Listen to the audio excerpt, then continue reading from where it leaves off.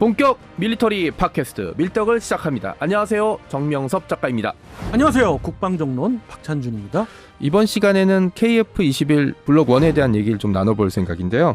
4.5세대 이 KF-21 보라매의 첫 번째 버전, 이 블록 1 같은 경우는 인도네시아에 수출할 예정이었잖아요. 근데 최근에 인도네시아에 분담금 문제가 좀 발생해서 인도네시아 외에는 좀 수출하기가 좀 어려운 거 아니냐 라는 그런 얘기들이 좀 전해지고 있습니다. 네, 어떤 상황인가요, 지금? 맞습니다. 말씀 주신 그런 상황이 맞고, 저도 당연히 그렇게 생각해왔고, 블록 1은 멀티롤 기체라고는 측면에서 봤을 때 제한적이죠. 그렇죠. 공중 요격용 내지는 공대공 교전에서 필요한 네. 그런 전투기로서는 충분하고도 남습니다만은 공대지나 공대함 이런 다종의 임무를 수행하는 데 있어서는 아직 완성도가 떨어진 기체가 블록 1입니다. 그렇기 때문에 전투기를 도입하려는 국가 입장에서는 조금 기다렸다가 블록 2를 사지 블록 1을 살 이유는 없겠다. 그렇게 판단이 됐죠. 그렇죠. 굳이 처음 버전을 살 이유도 없고 좀 검증된 걸 살 것도 있고, 그다음 우리는 보라매가 개발이 순항되고 있다고 생각하고 있지만 다른 나라 입장에서는, 지켜보는 입장에서는 저러다 무슨 사고 또 날지도 모르지라고 팔짱 끼고 지켜볼 수 있잖아요. 네. 그런 것도 있습니다만은 블록 1에 완성이 됐다 치더라도 블록 1의 한계가 있기 때문에 블록 1을 희망하는 나라는 거의 없습니다. 전 세계 공군력의 운영 현황을 본다면 그렇습니다. 그거는 누나 봐도 뻔하기 때문에 그런 결론에 도달했고, 인도네시아 분담금 문제가 일단락이 거의 낮잖아요. 그래서 1조가 훨씬 넘는 그런 분담금을 지불 않고 앞에 일을 띄워버렸어. 진짜. 그러니까 참나.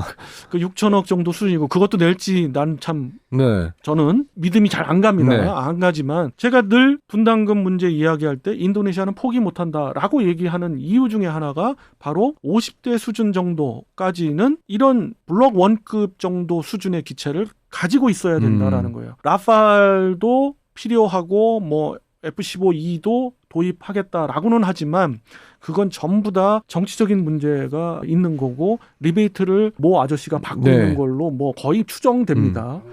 이러니 라파 도입을 하는 것이 효율적이냐라고 봤을 때는 내가 인도네시아 국방부 장관이라 했을 때 아니거든요. 그리고 우리 보라매를 도입을 한다면은 그에 따라오는 인프라들, 그렇죠. 조립도 다 인도네시아에서 할 거고, 그렇기 때문에 훨씬 더 난데, 우리 입장에서는 수출 물량을 확보한다는 측면에서 블록 1도 50대를 수출한다는 그런 계획하에 이게 그렇죠. 개발된 거잖아요. 네.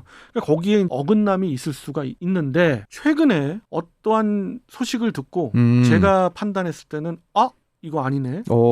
블록 1도 수출될 수 있겠다라는 생각을 하게 됐어요. 그러니까 블록 1은 아직 개발 초기 단계고 멀티롤 기능이 없기 때문에 인도네시아 외에는 팔기가 좀 애매할 거라는 게 대략적인 예측이었는데, 박 의원님 생각은 다른 국가가 이걸 탐내는 나라가 있다. 어떤 나라인지 좀 얘기해 줄 수 있나요? 필리핀입니다. 필리핀. 네. 필리핀이면 FA50을 사서 알뜰하게 쓰고 있는 나라 아닙니까? 네. 알뜰하게 썼고 정말 운용 잘하죠. 네네.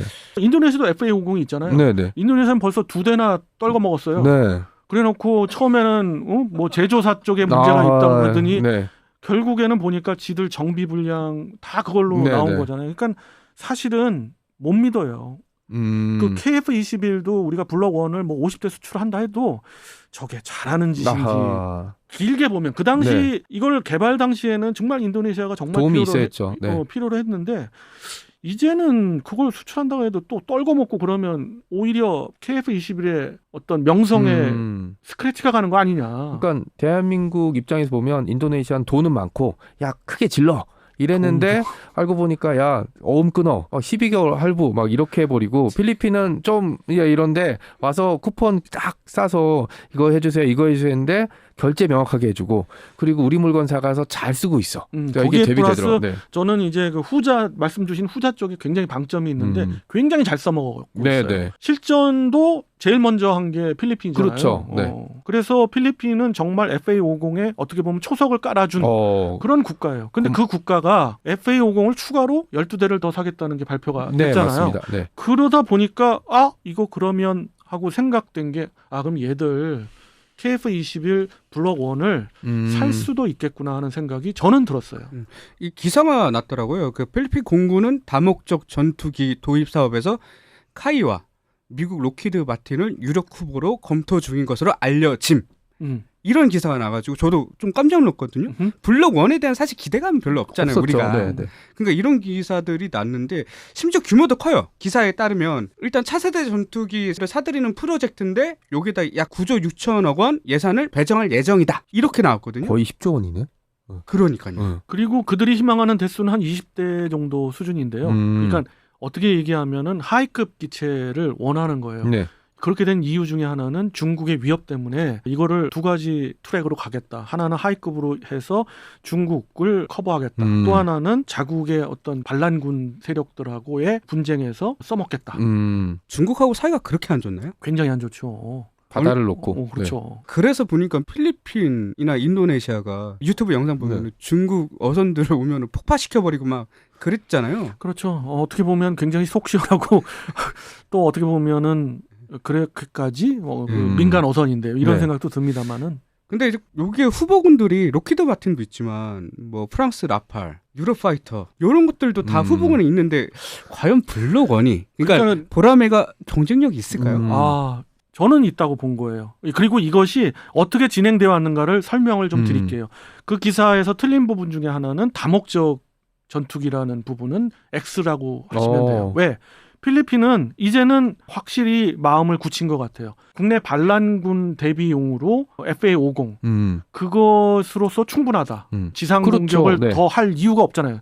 섬만 무지개 많은 그런 국가지 않습니까? 그러면 중국하고 대비해서 어떻게 해요? 공해상에서 공중전 밖에는 그림이 안 그려져요. 그렇죠. 그리고 공대함 버전으로 뭐 중국 해군에 대항하겠다. 이거 쉬운 얘기가 아닙니다. 왜냐하면 그걸 하려면 여러 가지 중간에 유도할 수 있는 그런 플랫폼들이 있어요. 그런 것들을 전부 다 사야 돼? 필리핀 능력으로 도저히 안 돼요. 거의 다 20대 정도면 저 제공권 가지고 다투기에도 부족하겠죠. 그렇습니다만 그거라도 있어야 그렇죠. 중국과의 제공권에서 비빌 수가 있겠다 싶은 거예요. 그래서 20대를 산정하고 하이급 기체들을 도입하는 계획을 세웠어요. 그래서 라팔도 거론됐고 유로파이터도 거론됐고 그리펜도 거론됐고 앞서 말씀하신 F-16도 거론됐고 거기에 보라매가 들어왔어요. 그런데 그 이전까지는 김 PD님 말씀대로 보라매가 좀 열세였어요. 왜? 보라매 이제 개발하고 있는 기체예요.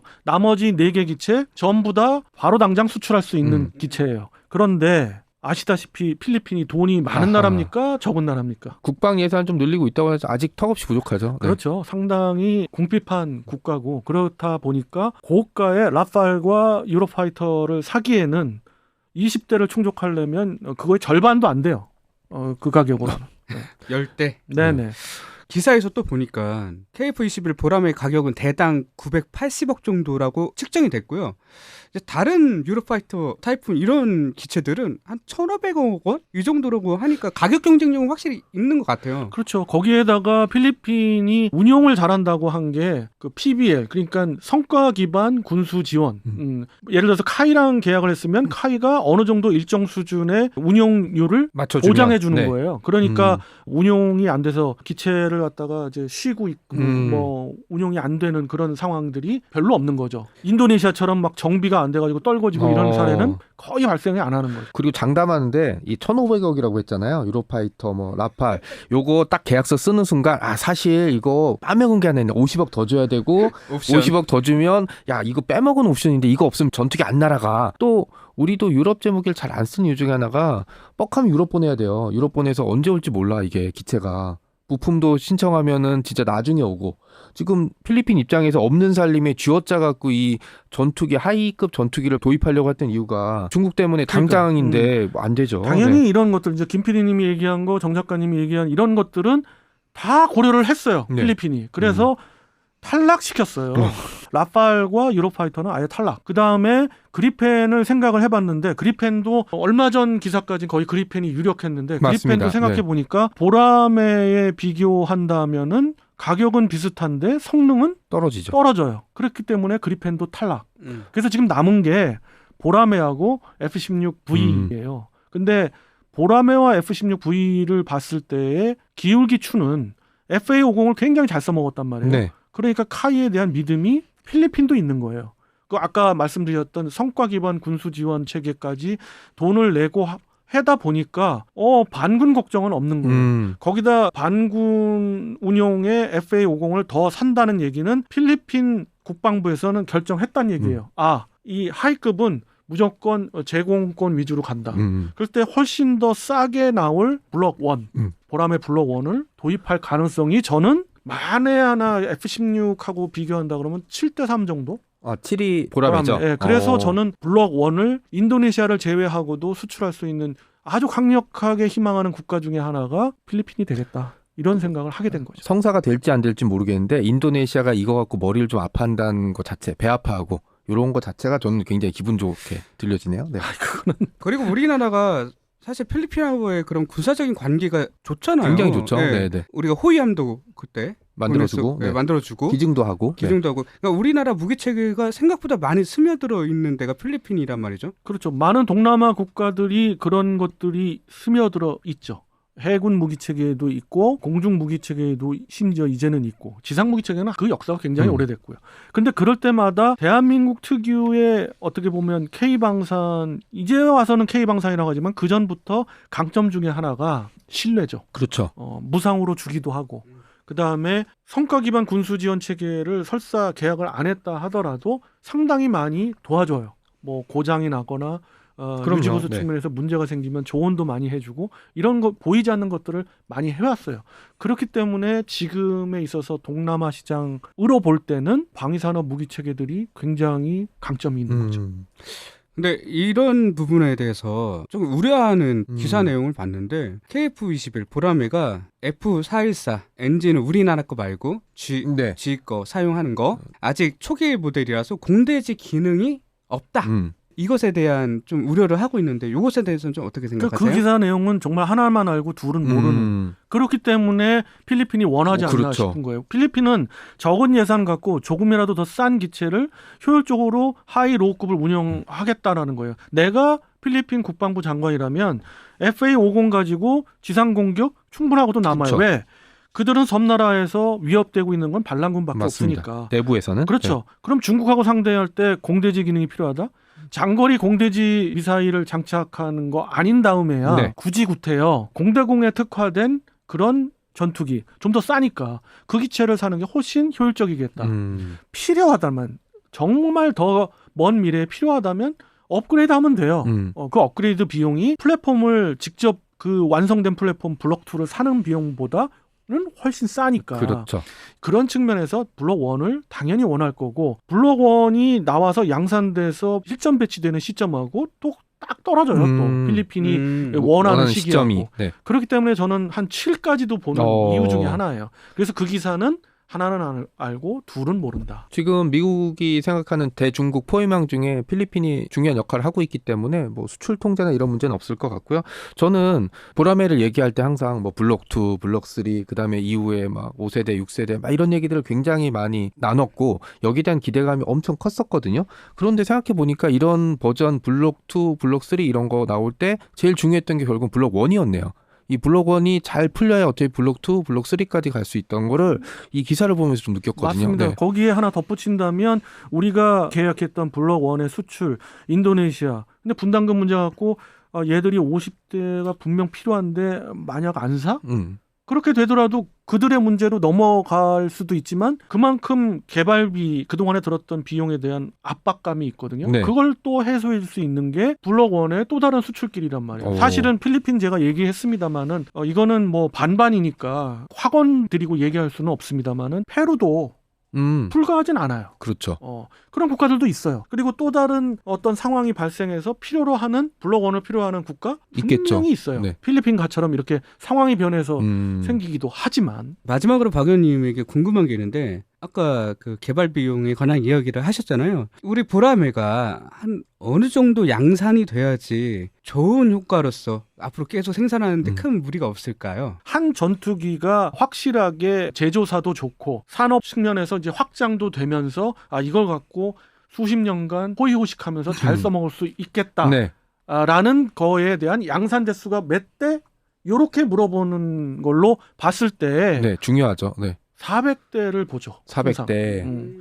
개발국에서 사용하고 네. 나머지는 이제 수출로 되는 거죠. 그렇게 봤을 때 120대라고 하면 나머지 숫자 나오잖아요. 280대. 그러니까 280대를 수출한다면 우리는 가이도 좋고 보라매를 생산하기 위해서 수많은 업체들이 있잖아요. 그렇죠. 그런 업체들에 대한 해외에서도 이득을 보는 업체가 있고 이럴 거 아니에요. 그런 모든 것들이 시너지 효과가 나온다. 그렇다는 얘기는 성과 기반 군수 지원 체계를 계속 얘기를 드리는데 수출되는 그 국가에서도 그 나머지 후속 계약들 군수 지원이 중요하죠. 그런 것들이 있거든요.